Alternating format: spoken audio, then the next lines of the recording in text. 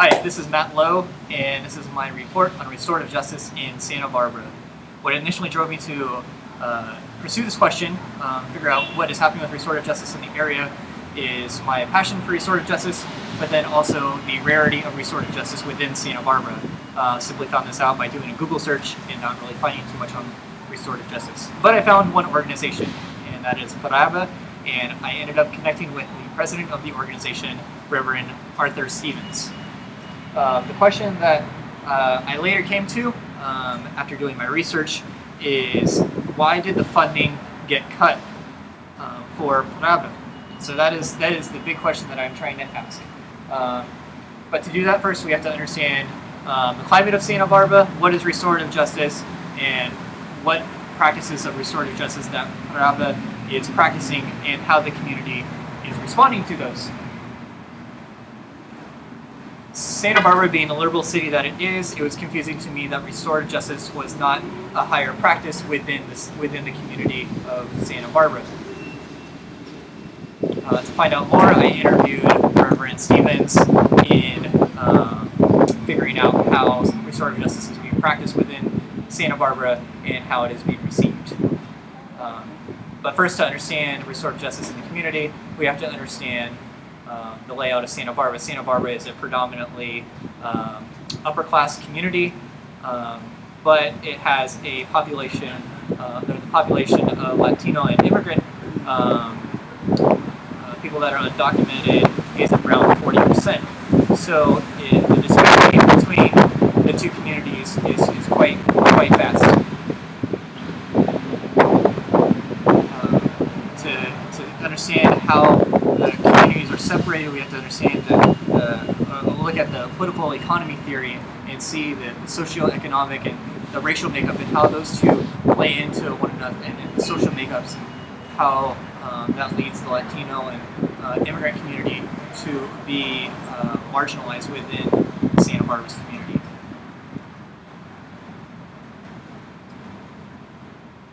The understanding the justice system within Santa Barbara is another thing that we have to understand before understanding restorative justice. And so the status quo of Santa Barbara's justice system is one that is punitive, which is pretty much the status quo everywhere else, which is you do the time for the crime and you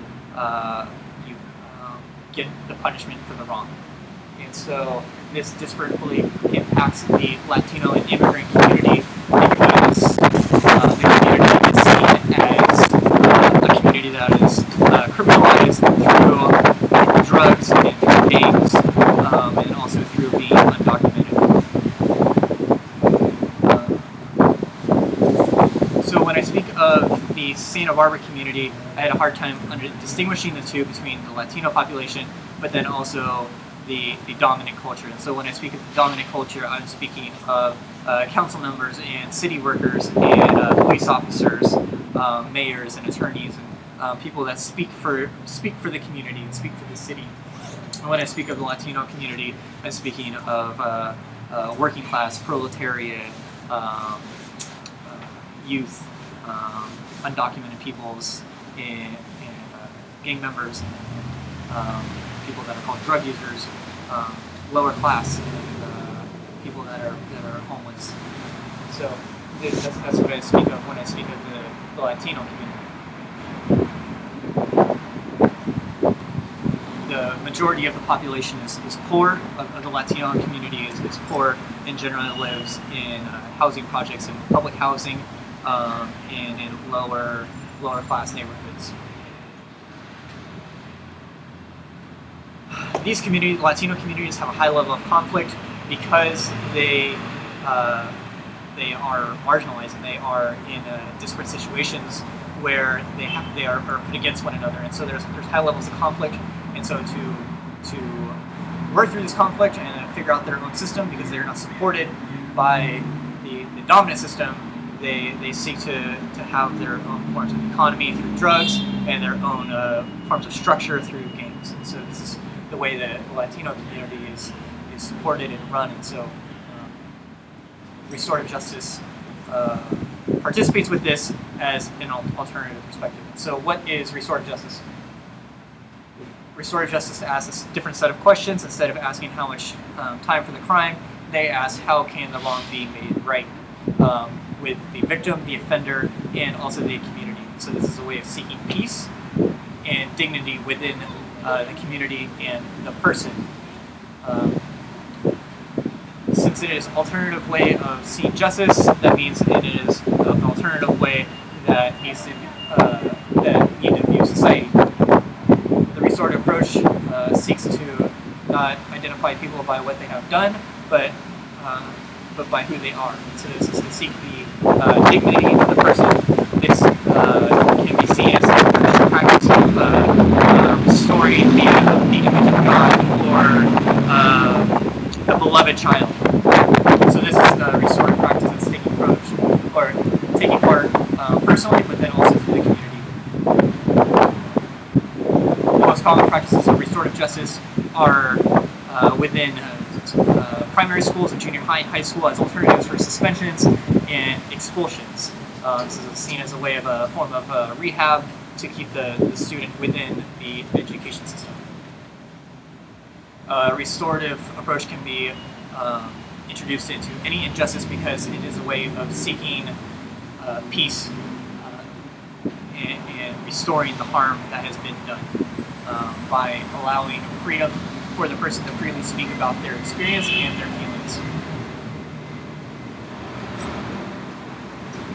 This approach can be taken from a personal situation and into the community, which is what Paraba did. Paraba seeks to, their mission statement is to minimize youth-on-youth violence and keep them away from the justice system, as well as restoring people personally that have been formerly incarcerated.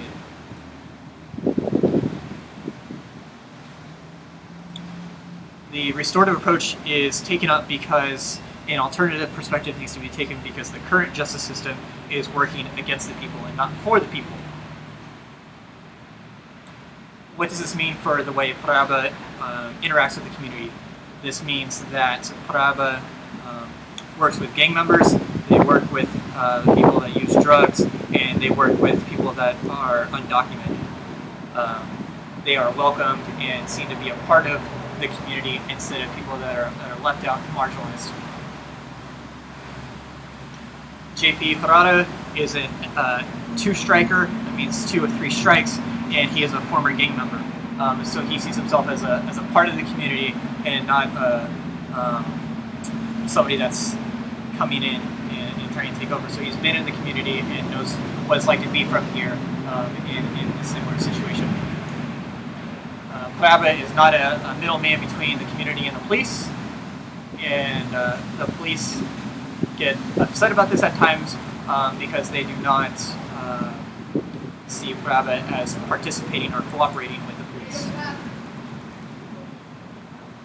Paraba mediates and is called upon to help to resolve a peaceful situation within the community by doing mediation work within the Latino community and the bigger community. Mentorship is a main value that Paraba has in restoring individuals and also restoring the community. President Art Stevens says that their main focus is to restore the community, but also by restoring the individual. And so they do this by taking individuals out of the community in groups and do group outings. That way they can get to know one another away from the community and know each other personally and seek wholeness as a community through doing group activities. They do not see gang violence as the issue, they see youth violence as the issue, because gang violence is something that happens in the bigger community, whereas youth violence is something that's happening on youth. And so that is what they are trying to solve. The history of Paraba is really significant because it actually has a big deal with why I am doing this presentation where I am. Right now I am in the parking lot of the Saks Fifth Avenue in downtown Santa Barbara, and just to my left over here is the bushes where a young boy named Angel Henares was murdered by younger gang members. He was 14 and the other ones that stabbed him were 15, and he bled to death over here in these bushes and was later pronounced dead at the hospital. And so this is very significant because this is where Paraba was birthed. It was from this violence that was happening in the late 2000s. And it was birthed through a guy named Leonard Saret, and he found a J.P. Harada, which is now the current executive director, to do restorative work. And he said he wanted restorative work to happen by any means necessary, and gave J.P. Harada the money to do it. And so J.P. Harada, his main focus was to change the environment and instead of to seek rehabilitation for personal people and personal wrongs. And so he wanted to do he was focused on the big picture and seeking peace for the community.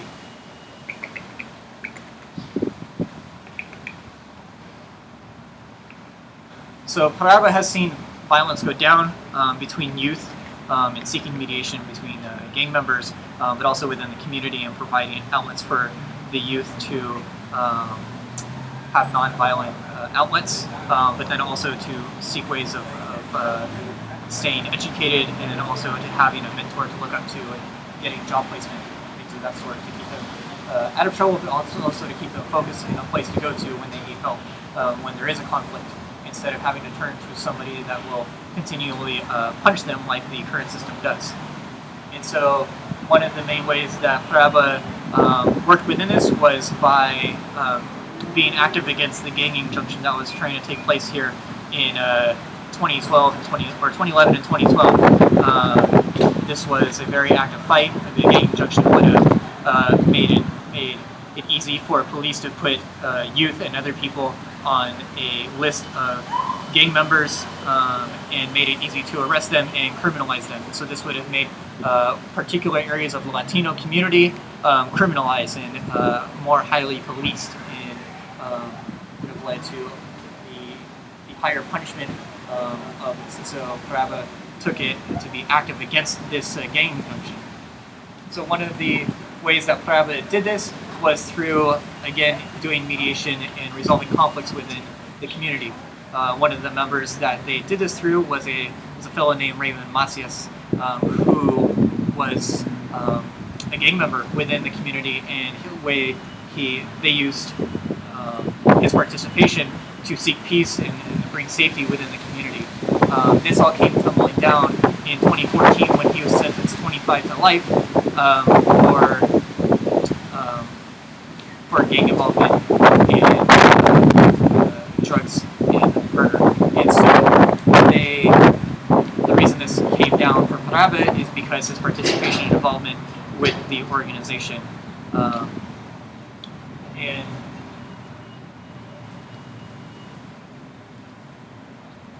so my question for Reverend Stevens was if Paraba ever got pushback from the community because of the involvement with the gang members.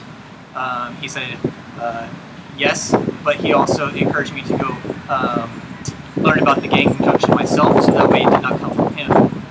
He said when he would go to town hall meetings and council meetings, he would receive a lot of pushback from members there by adversarial comments and being ignored for questioning.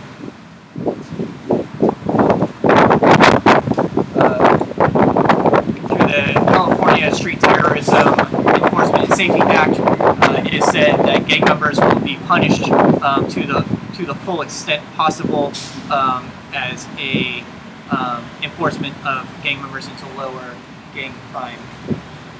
This was a big deal for Paraba because they were working with the gang population, and it was a population that was becoming criminalized. And so this was a big deal after the sentencing of Macias because it lowered the reputation of Paraba and the funding that they got. Since Paraba went on to be self-funded, this was a big deal because they then got their funding from community organizations. After 2014 and the sentencing of Macias, the funding was cut from Paraba. This was a big deal because as the deputy probation officer says, there needs to be evidence-based outcomes to receive funding within the community. And if Paraba didn't have these evidence-based outcomes anymore because they were working with gang and alternative situations, and so their funding got cut. I later went on to speak with the executive director of conflict solutions of Santa Barbara, and Lizzie Rodriguez, and she said, I asked her perspective on Paraba and what happened, and she said yes, there was tension that was going on within the people in the community and the council members, and there was a backlash that took place with Paraba and other community members because of their involvement with the gang and Raymond Macias. And so to understand this and how this impacts Santa Barbara community as restorative justice and the way the community respond is that Santa Barbara does not want restorative justice to take place if it challenges the hegemonic order. If it seeks to have rehabilitation, that is okay for youth and people that are coming out of incarceration. But if it challenges the hegemonic order, then it is not okay. Restoration is conditional, and funding is the way things work. And so if you don't get the funding, then you don't get the programs, and the programs do not go on. But also, Santa Barbara does not see it as a plausible thing for gang members and drug users to receive funding and to be a part of these developmental organizations.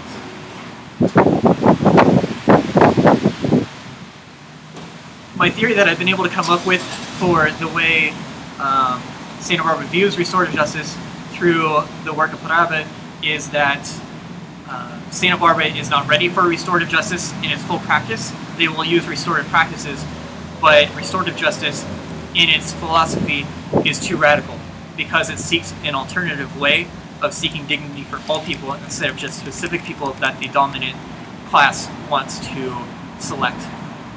And so restorative justice in its full way of preventing by seeking dignity for all people and identifying people by who they are instead of not by what they have done. And so this is too radical for the Santa Barbara community, for the funders to accept that gang members and drug users and undocumented people would be a part of developmental organizations.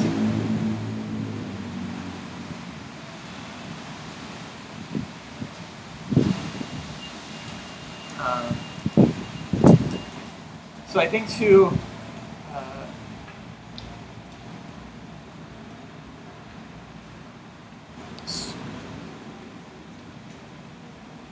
So to come up with my final closing thoughts on this, I would like to say that my biggest questions that I've come up with is how does development work happen within alternative systems, and seeking to work with gang members and drug users and undocumented people that are marginalized and on the fringes. The next question that I've come up with is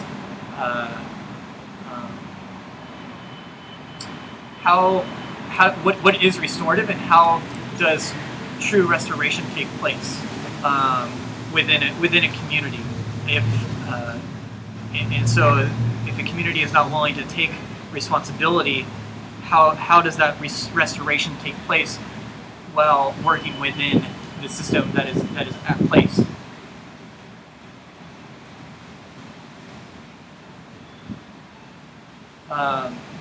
Some of the things that I felt like could have been improved through the work is I could have reached out to council members and other people that were on the other side of the story to figure out what their perspective was on the restorative justice. Another thing that I felt like it could have been more helpful was talking with the youth that Paraba worked with, but the lack of funding has made Paraba in connecting with the people that they worked with much more difficult because they don't have the funding and the programs going at the moment. Let's see. The final thought that I would like to leave us with is one that J.P. Harada said in regards to the sentencing of Macias. And so he said, even though the sentencing that Macias received, it does not change that he has left the community more peaceful and a more place for the youth. And so it's with this thought that it reaches to the mission that Praba had set out with, which is lowering the youth on youth violence. Is that 20? Is that 20? Yeah. All good. All right. And